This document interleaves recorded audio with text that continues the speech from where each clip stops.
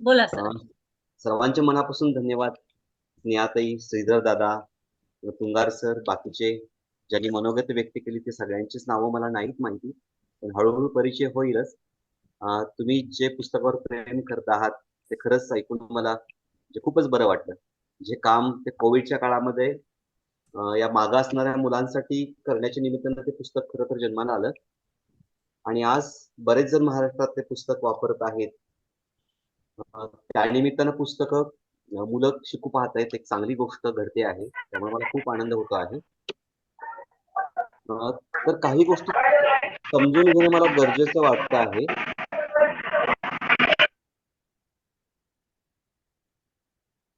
हा बोला सर. आवाज थोडासा येतोय. ठीक आहे. हा बोला. पुस्तकाची रचना थोडीशी समजून घेऊयात. मी थोडंसं शेअर करतो.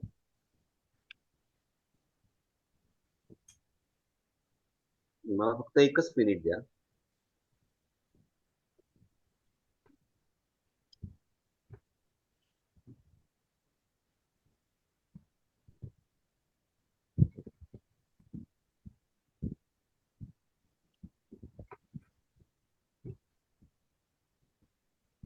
स्क्रीन दिसते आहे तुम्हाला सगळ्यांना? हो, दिसतंय हो दिसतंय. दिसतंय. ओके.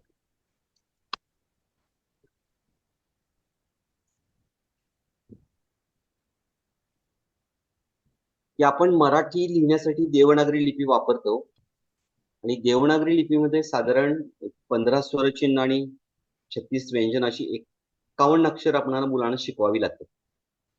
ही 51 अक्षर आपली शिकवून झाली तर स्वरचिन्ह जोडतो आपण व्यंजनांना. म्हणजे बाराखडी त्याला आपण म्हणतो. अगोदर बाराखडी होती, ती 14खडी झाली, तर ती 15 अक्षर आहेत, म्हणजे 16 आहेत. अर्थात 15 तरी शिकवावी लागतात. तर मग ती बाराखडी आपण मुलांना शिकवतो आणि मग मुलं शब्द वाचायला लागतात, मग वाक्य वाचतात आणि मग मजकूर वाचायला शिकतात. साधारण पारंपरिक पद्धतीने आपण तसा विचार करत होतो. पण काय होतं बघा, की देवनागरी लिपीमध्ये अक्षरांची संख्या 51 होते. ठीक आहे. दुसरी गोष्ट काय होते, की आपण ज्यावेळी स्वरचिन्ह त्या अक्षरांना जोडायला जातो, उदाहरणार्थ मचं मा होतं, त्याला अनेक काहीतरी एक दांडा येऊन चिकटतो. बरोबर. पुन्हा मग काही ठिकाणी एक दांडा चिकटतो, काही ठिकाणी अक्षर अर्धी होतात, काही ठिकाणी अर्धा दांडा चिकटला जातो.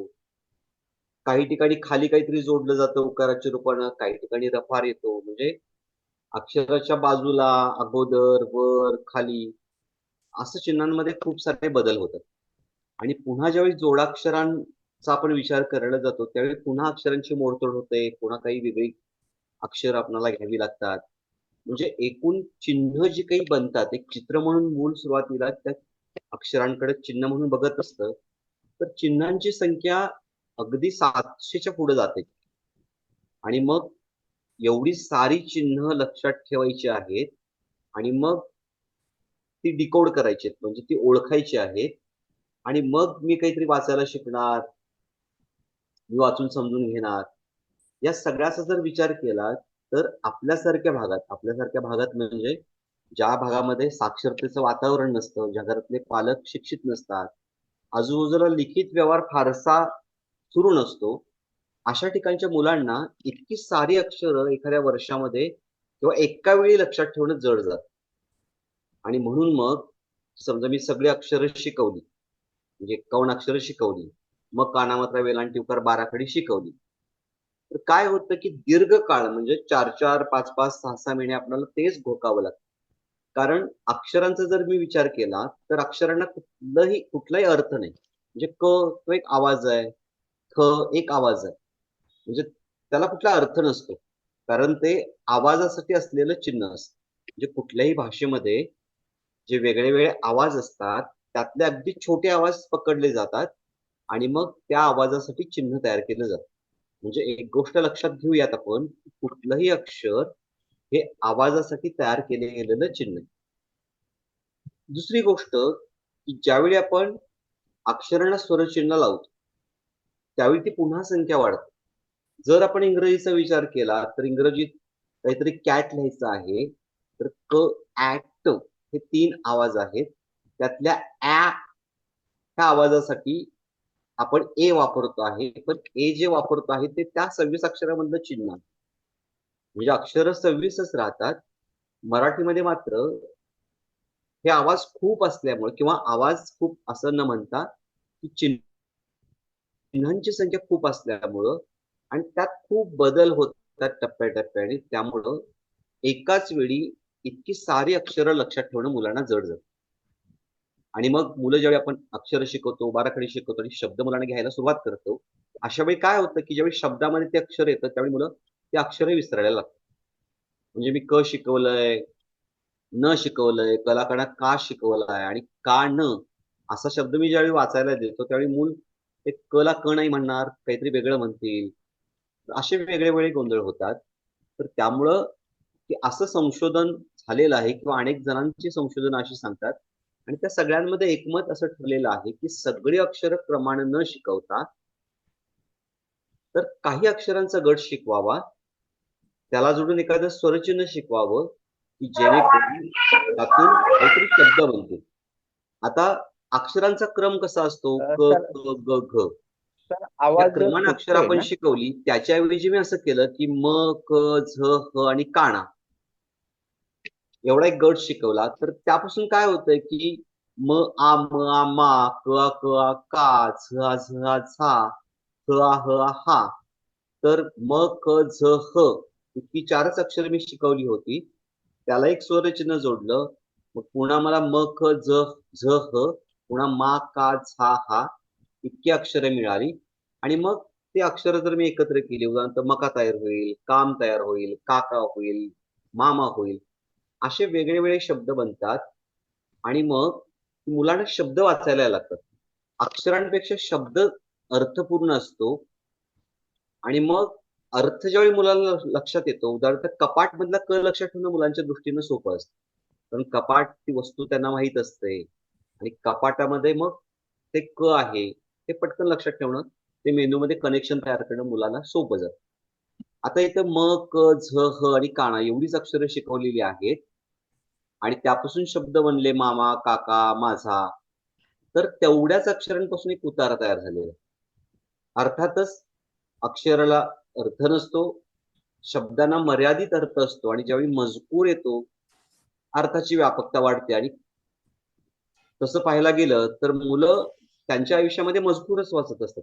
सुटे-सुटे शब्द त्यांना कधी वाचण्याची गरज नाही पडत. त्यामुळं मुलांना वाचायला यायला पाहिजे म्हणजे काय? तर मजकूरच वाचायला यायला पाहिजे. त्यामुळे लवकरात लवकर मजकूर वाचायला मिळणं, हे मुलांच्या दृष्टीनं खूप महत्त्वाचं ठरतं, फायद्याचं ठरतं.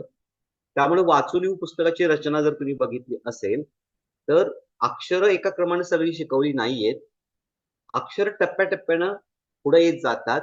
अक्षरांच्या जोडीला स्वरचिन्ह येत जातं आणि अक्षर, स्वरचिन्ह मिळून काही शब्द बनतात, त्यातून काही उतारे बनतात आणि मग पुन्हा झालेली अक्षरं त्यात आणखी काही अक्षरं मिसळतात.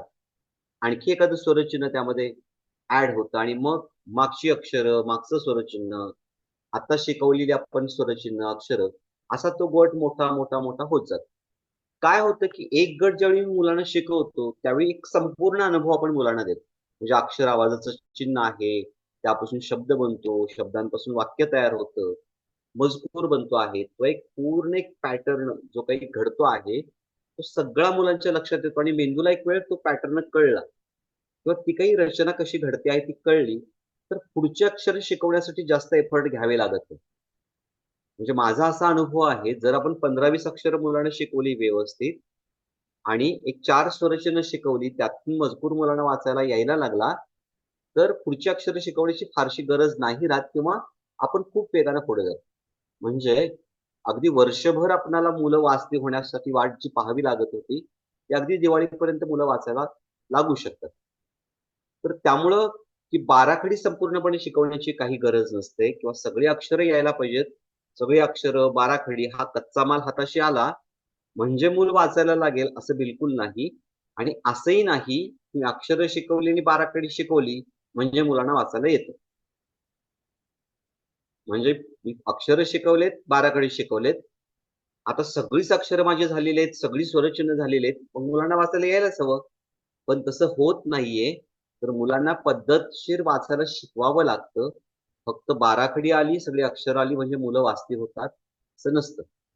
त्यामुळं ही रचना जर व्यवस्थित लक्षात आपण घेतली, या रचनेवर थोडासा विश्वास ठेवून जर या पुस्तकानुसार म्हणजे पाठ्यपुस्तकात पण क्रम एक आलेला आहे, म्हणजे आत्ताचे पहिलीचं जे पाठ्यपुस्तक आहे त्याच्या निर्मितीमध्ये मी होतो आणि अशी रचना तयार करण्यासाठी मी खूप कष्ट घेतले होते आणि त्यांच्या गडी उतरवायला मी यशस्वी झालो. त्यामुळे तुमचं पहिलीचं जे काही पाठ्यपुस्तक आहे ते पुस्तक आणि वाचून येऊन पहिलीच्या पाठ्यपुस्तकामध्ये ज्या काही गोष्टी राहिलेल्या आहेत त्या गोष्टी या पुस्तकामध्ये तुम्हाला नक्कीच त्या भरून काढल्या जातील. हे दोन्ही हातात हात घालून जर तुम्ही गेलात तर खूप चांगला फायदा होतो. इथपर्यंत रचनेविषयी अडचण असायचं कारण नाही. तर इथे एक नमुना दिलेला आहे आणि वाचुलीमध्ये एक वेगळा नमुना आहे. तर नमुना फारसा नाही महत्वाचा, पण अक्षरांच्या गटांची जी काही कल्पना आहे ती कल्पना लक्षात येण्यासाठी मी तुम्हाला हे सांगितलं. आता थोडंसं आपण अक्षर कशी शिकवायची याच्याकडे जाऊयात. आता आपण असं समजूयात की तुम्ही सगळे विद्यार्थी आहात. ठीक आहे, चालेल सगळ्यांना? हो सर. चालेल चालेल चालेल, चालेल चालेल मी हो चालेल अक्षर सर तुम्हाला चालेल. शिकवून दाखवतो आणि मग काय अडचणीत आपण ते पाहूयात. उदाहरणार्थ मला न हे अक्षर शिकवायचं, बरोबर? तर मी काय करेन की सुरुवातीला जाईन, सुरुवातीला माझी पूर्वतयारी म्हणून न असा नचा आवाज असलेले काही चित्र माझ्याकडे असतील, काही गोष्टी मला माहित असतील, काही वस्तू माझ्याकडे असतील.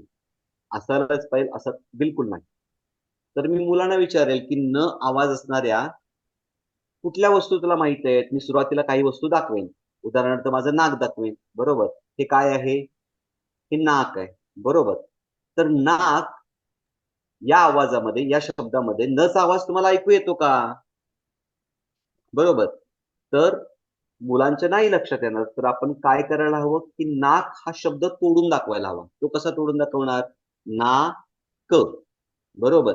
नाक या शब्दामध्ये दोन आवाज आहेत. पहिला आवाज ना आहे, दुसरा आवाज क आहे, बरोबर? आता मग नचा आवाज कुठे येतोय? सुरुवातीला येतोय की शेवटी येतोय? इथं मध्ये काही अक्षरच नाही.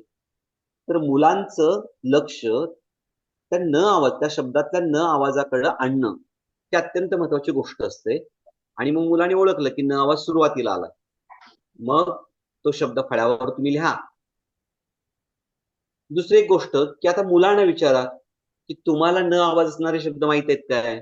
सुरुवातीला मुलं नाही सांगणार, तर तुम्ही काहीतरी त्याला हिंट द्या. उदाहरणार्थ साप की जो फणा काढतो त्याचं नाव काय? तर मुलं मग काही नाक सांगतील, बरोबर? तर आपण लिहितो कशानं? पेन न लिहितो. नोट दाखवा, ही काय आहे? नोट. नारळ दाखवा, आपण देवाला वाहतो किंवा देवासाठी फोडतो त्याला काय म्हणतात? तर नारळ. आणि मुलं जे काही शब्द सांगतील ते सगळे शब्द फळ्यावर लिहा. ठीक आहे. आता आपण पहिला काय केलं की मुलांना त्या शब्दातला आवाज पहिला दाखवून दिला, बरोबर? आणि नंतर आपण ते शब्द फळ्यावर लिहिले आणि मग तुम्ही काय करा की एक मोठा न फळ्यावर काढा, त्याला गोल करा आणि याला न म्हणतात असं सांगा. आणि मग जे शब्द तुम्ही फळ्यावर लिहिले होते त्या शब्दांमध्ये न कुठं आहे?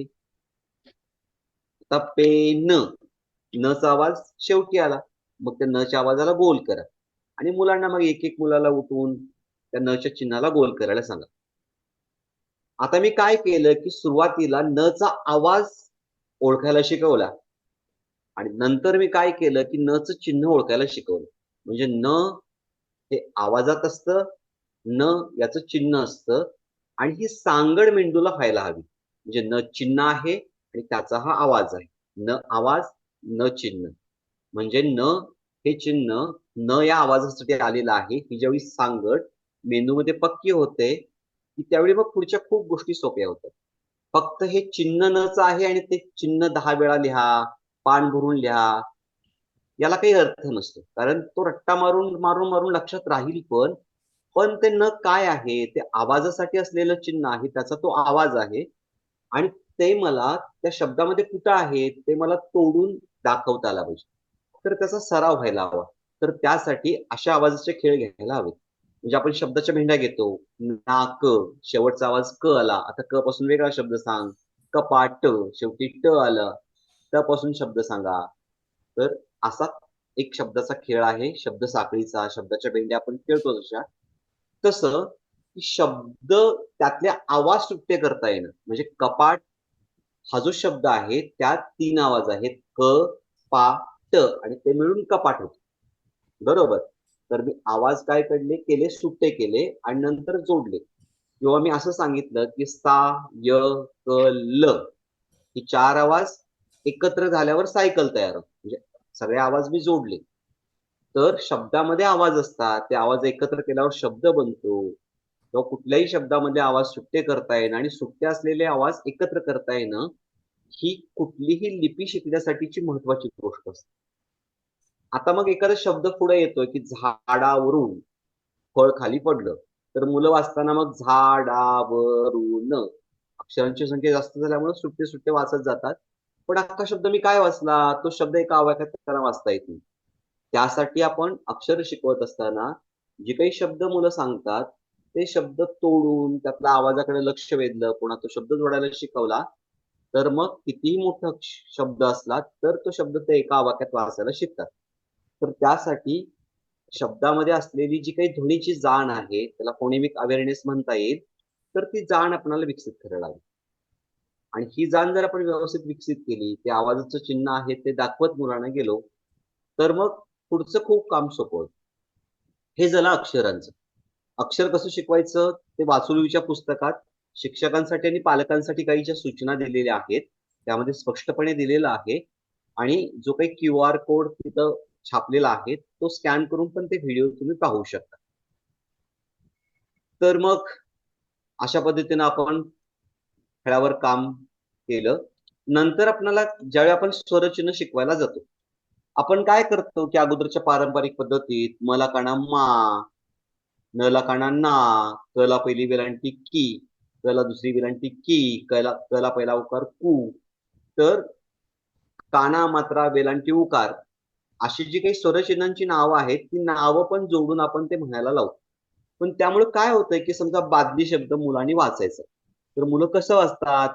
बदकाचा, बलकांना बा, दवतीचा, लसणाचा, दुसरी वेलांटी ली. अरे मग तू काय वाचलंस? काय माहित असं म्हणतात मी.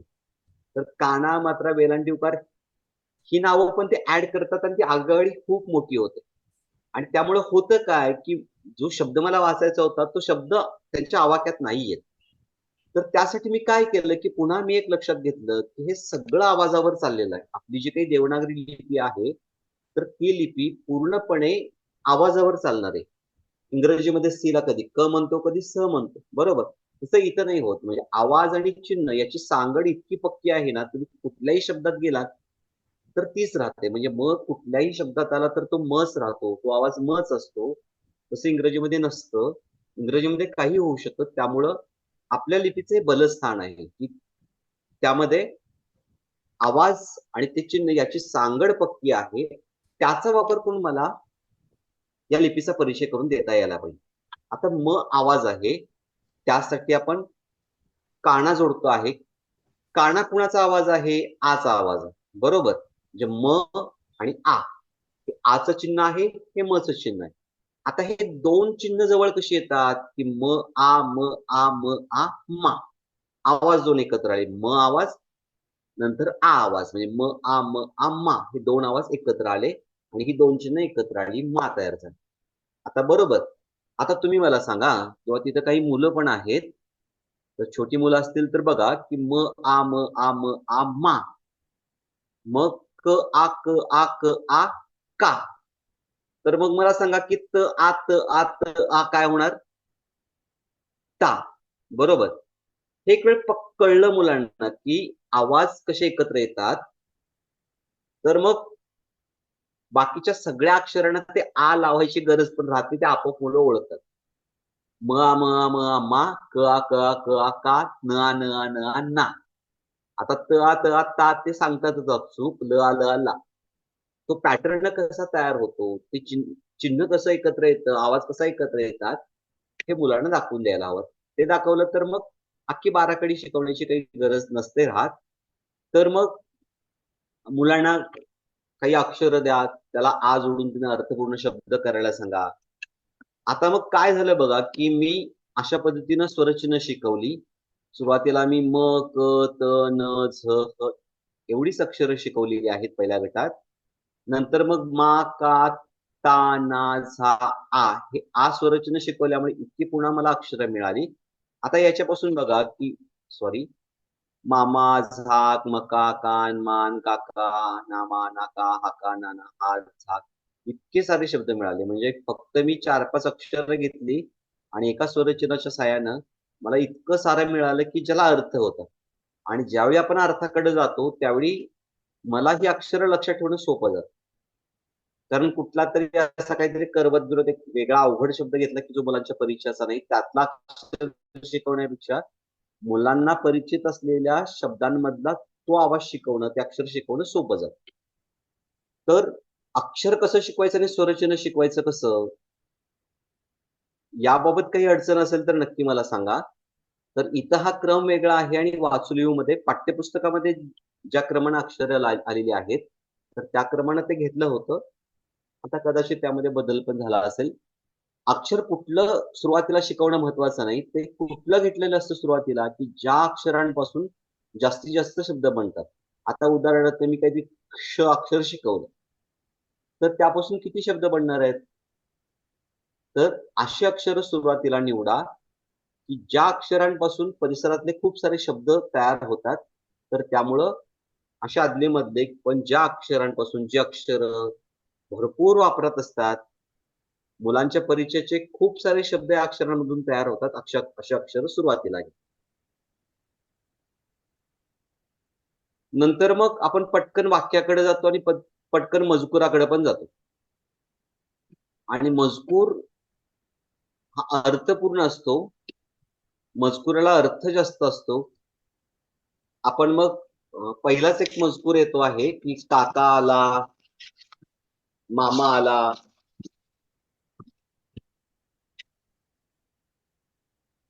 म्हणजे काका आला का आला, मामा आला का आला, व लाला आला का आला, लाला आला. तर त्याच्यावरही प्रश्न दिलेले आहेत. कोण कोण आलंय, मामा कधी आलाय, किती जण आले असतील, तर सगळेजण का बरे आले असतील त्याचं उत्तर चित्रातून द्यावं लागतं. म्हणजे मजकुराचा अर्थ रचण्याची जी काही प्रक्रिया असते फक्त ते पांढऱ्यावर काळं लिहिलं म्हणजे अर्थ लागला असं नसतं. चित्र असतं, माझा स्वतःचा अनुभव असतो. म्हणजे मजकुरातली माहिती, चित्र आणि माझा अनुभव त्या सगळ्या एकत्र सगळ्या गोष्टी येऊन त्यातून अर्थ तो तयार होत असतो. आणि मग मुलांना अर्थ लावायला सुरुवातीपासून मदत करावी लागते आणि अर्थ लावणं म्हणजे वाचायचं असतं. याचं भान कायम मुलांना यावं लागतं आणि ते आपण पद्धतशीरपणे शिकवावं लागतं. तर त्यामुळं असा विचार केलेला आहे की मुलांनी अर्थपूर्णच वाचावं. कारण वाचन हे म्हणजे वाचनामध्येच अर्थ लावणं हे अनुचित आहे. म्हणजे अर्थ लागला आणि त्याला वाचन नाही म्हणता येणार. म्हणजे फाडफाड मुलं वाचत गेला आणि काय वाचलं ते कळलंच नसेल तर त्याला वाचन नाही म्हणता येणार. त्यामुळं अर्थाचा जास्तीत जास्त विचार करा. प्रत्येक गोष्ट जी काही वाचतो आहे ती समजून घेण्यासाठी आपण वाचतो. त्यातला आनंद आपण घेत असतो. अनेक वेळ मला कळलं की वाचून आनंद मिळतो तर मुलांना वाचनाची गोडी लागते. मुलं वाचायला लागतात. दुसरी गोष्ट की जसं आपण पोहायला पोहून शिकतो, सायकल चालवायला सायकल चालवून शिकतो, तसं वाचायला वाचूनच शिकतो. त्यामुळं सुट्टी-सुट्टी अक्षरं, सुटे-सुटे शब्द यावर जास्त न विसंबून राहता किंवा एका टप्प्यापर्यंत ती गरजेची असतात, पण पटकन आपण मजकुरावर येणं गरजेचं असतं. तर यामध्ये काही वाचनपाठ मी वाढवले पण आहेत. साधारण एक 100 वाचनपाठ या पुस्तकातून तुम्हाला मिळतात. आणि एवढे वाचनपाठ वाचून झाले तर मूल म्हणजे शक्यता आहे की चांगल्या पद्धतीने वाचायला लागेल. पाठ्यपुस्तकामध्ये काय होतं की वाचनपाठ खूप कमी असतं. त्याला एक क्रमही नसतो आणि ते सगळे विस्कटलेलं असतं. पण इथं मात्र तो एक क्रम सलगपणे द्यायचा म्हणजे सलगपणे त्या सगळ्या गोष्टी वाढत जाणाऱ्या गोष्टी त्याची व्याप्ती वाढते आहे. आणि वाचनपाठ आहेत ते मुलांच्या भावविश्वात म्हणजे ग्रामीण भागातली मुलं त्यांचा जास्तीत जास्त विचार करून की त्यांना त्यांच्या परिसरातलं वाचायला मिळेल कसं याचा विचार जास्तीत जास्त केला असल्यामुळं ते आपल्यासारख्या भागातल्या मुलांना ते जास्त भावतं. दुसरी गोष्ट ज्यावेळी जोडाक्षरं तयार होतात, तर एक वेळ मला अक्षरांना आवाज असतात हे जर कळलं, तर कुठलंही जोडाक्षर शिकवणं खूप सोपं असतं. म्हणजे खूप सोपं असतं. उदाहरणार्थ मी त आणि य हे जोडलेलं जोडाक्षर आहे. तर पुन्हा मी तोच विचार करतो, की त हा आवाज आहे तो सुरुवातीला येतो आणि या नंतर येतो. मग मी असं सांगितलं मुलांना, त या, त या, त या, त्या. तर पया पया पया प्या, तर मया मया मया म्या. दोन आवाज एकत्र येतात, जोडाक्षर म्हणजे दोन आवाज एकत्र येतात. त्यातला पहिला जो आवाज येतो ते अक्षर अगोदर असतं आणि ते अर्ध असतं. म्हणजे ते अर्धच असतं कारण त्यात स्वरचिन्ह नसतं. स्वरचिन्ह काढतो म्हणजे ते अक्षर अर्ध होतं आणि मग त्याला दुसरं एक अक्षर चिकटतं की जे स्वरचिन्ह सहित असतं, त्यामुळे त्याचा उच्चार स्पष्ट होतो. अर्ध्या अक्षराचा उच्चार अस्पष्ट असतो किंवा अर्धा असतो असं म्हणूयात साध्या भाषेत. आता मला सांगा प्रकाश आपण लिहिणार आहे. तर प्रकाशमध्ये पहिला आवाज कुठला आला बघा, प आणि र. सुरुवातीचा आवाज आला प आणि नंतर आला र. आता दिसताना आपण पाय मोडल्यासारखं दिसतं, पण रचा आवाज त्यातला पूर्ण आहे. बरोबर. तर ती रची जोडाक्षर थोडंसं गोंधळाचं वाटतं सगळ्यांना, पण ते सर्वात सोपं आहे. तर मी काय करायला हवं की रचा पहिला आवाज येणारी शब्द पहिला शिकवायला हवी. उदाहरणार्थ सूर्या, पुर्या, म्हणजे रया रया रया असं शिकवलं. नंतर सर्व, आता तो रफारात जाऊन बसतो पण तो अगोदर असतो. म्हणजे स र, म्हणजे र थोडस जास्त जोर देतो आणि मग व, किंवा पर व त, म्हणजे रचा आवाज अगोदर आहे. बरोबर. आता मग नंतरची जी दोन र ची चिन्ह असतात, उदाहरणार्थ ट्र, टर टर ट्र, किंवा गर गर ग्र. र नंतर असतो पण पाय मोडून आपण दाखवतो. तर सावरकरांनी खरं तर हा गोंधळ दूर करायला एक रचं वेगळं चिन्ह दिलं होतं की ते वापरलं म्हणजे अशी जोडाक्षर बदलणार नाहीत. पण र हे एकच अक्षर असं आहे की त्या अक्षराला दांडा नाही आणि तो दांडा नसल्यामुळं जोड्याला खूप वेगळे वेगळे प्रत्येक अक्षर बदलल्यावर तो प्रकार बदलतो. तर त्यामुळे चार वेगवेगळ्या प्रकारे ते जोडलं जातं. तर असे जे काही देवनागरी लिपीमध्ये पॅटर्न आहेत, उदाहरणार्थ स्त म्हणजे मस्त, दोस्त, वस्ती, स आणि त एकत्र आवाज. तर असे पॅटर्न मुलांना कळले तर जोडाक्षर लक्षात ठेवणं खूप सोपं जातं. तर जास्तीत जास्त विचार असा केलेला आहे की असे आवाजाचे पॅटर्न ज्या जोडाक्षरांमध्ये आहेत असे पॅटर्न बाजूला केलेले आहेत. आता उदाहरणार्थ म ह मह म्ह नह नह न, मग म्हणाला, म्हणून, म्हातारी, म्हाळसा. तर असे शब्द एकत्र करून तो पॅटर्न मुलांना लक्षात आणून द्यायचा प्रयत्न केलेला आहे. आणि लक्षात असं येत आहे की हा पॅटर्न मुलं ओळखतात आणि पॅटर्न त्यांच्या लक्षात आल्यानंतर कुठलाही शब्द तसा आला तर ते शब्द वाचायला लागतात. तर त्यामुळं की तुम्ही ही गोष्ट लक्षात घ्या की कुठलंही अक्षर हे आवाजाचं चिन्ह आहे. ते आवाजाशी खेळत खेळत आपण जर मुलांना शिकवलं तर एकूणच देवनागरी लिपीचा जो काही लिपी परिचय तो करून देणं सोपं जातं. दुसरं की मजकुराचा अर्थ लावणं हे वाचनामध्ये महत्वाची गोष्ट असते किंवा ते एकूणच मध्यवर्ती असते. त्यामुळं अर्थ लावत मूल वाचत जाते काय त्याचा विचार सुरुवातीपासून केलेला आहे. पुन्हा मग भाषेच्या विकासासाठी काही भाषिक खेळ दिलेले आहेत, काही व्याकरणाचा, काही विरामचिन्ह की जी वाचनासाठी खरोखर गरजेची असतात सुरुवातीच्या टप्प्यावर. तर पूर्णविराम असेल, प्रश्नचिन्ह असेल, अशा विरामचिन्हाचा भाग. तर असं एकूण सगळ्या गोष्टी हातात हात घालून ते पुस्तक पुढे जातं. आणि बऱ्याच जणांचा अनुभव आहे की पुस्तक काहीतरी चांगलं काही काम करतं. मला याची नम्र जाणीव आहे. हे एक साधन आहे. हे पुस्तक मुलांना तुम्ही दिलं आणि मुलांना तुम्ही हे सगळं सोडवा आणि मग तुम्हाला वाचायला असं बिलकुल नाही होत. की जसं तुंगार सर म्हणाले, ते एक तुम्हाला दिशा देतं. मी कुठल्या दिशेने जाणार आहे एक शिक्षक म्हणून. ते तुमचा तुम्ही जो काही शिकवलेला भाग आहे त्याचा सराव करायला मदत करतं. आणि ते एक ट्रॅजेक्टरी देतं आणि त्यानुसार जर तुम्ही गेलात, तुमचं पाठ्यपुस्तक, हे पुस्तक त्याच्या दृढीकरणासाठी या पुस्तकाचा वापर केलात आणि यातल्या ज्या काही सूचना दिलेल्या आहेत, जे काही थोडंफार काम इतरही दिलेलं आहे, म्हणजे शब्द तोडणं, जोडणं असेल, काही भाषिक खेळ असतील, तर या सगळ्या गोष्टी जर करत गेलात, तर नक्की फायदा होईल. आणि हे पाहत असताना तुमच्याही काही कल्पना तुम्हाला नवीन मिळतील आणि तुम्ही या पुस्तकाच्या पॅरलल त्या कल्पना वर्गामध्ये घेऊ शकता आणि मग मुलांना व्यवस्थित वाचायला मदत करू शकता. त्यामुळं साधारण पहिलीच्या शेवटापर्यंत हे पुस्तक नाही संपलं तरी दुसरीच्या अगदी मध्यापर्यंत पुस्तक तुम्ही जरूर वापरू शकता. अगदी दुसरीच्या मध्यापर्यंत पण काही शाळांना हे पुस्तक वापरावं लागतं. हरकत नाही. तर दुसरीच्या मध्यापर्यंत ते पुस्तक गेलं तरी चालेल. मग नंतर दुसरीला काही वाचनपाठ आपण त्यात ऍड करून दुसरीच्या शेवटापर्यंत किमान मुलांना व्यवस्थित अर्थपूर्ण वाचता येईल याचा विचार आपण शिक्षक म्हणून करायला हवा. चालेल, माझ्या बाजूनं मला जे सांगायचं होतं ते संपलेलं आहे. तर तुमचे काही प्रश्न असतील ते प्रश्न घेऊयात आपण आणि मग